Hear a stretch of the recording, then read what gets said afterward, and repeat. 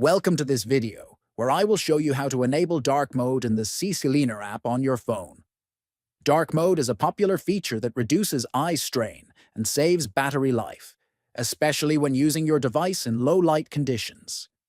If you want to switch your CCleaner app to a darker theme, stay tuned and follow along. First, open the CCleaner app on your phone. Once the app is open, look for the three-line menu icon at the top right and tap on it. Next, scroll down the menu until you find the Settings option and select it. Then, inside the Settings menu, you will see an option called Theme. Tap on Theme to open the available theme settings. Finally, choose the Dark option to activate dark mode in the app.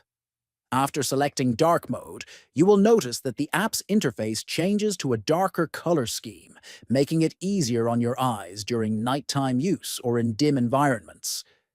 This mode not only looks sleek, but can also help reduce power consumption on devices with OLED screens. Thank you for watching, and don't forget to subscribe for more helpful tutorials.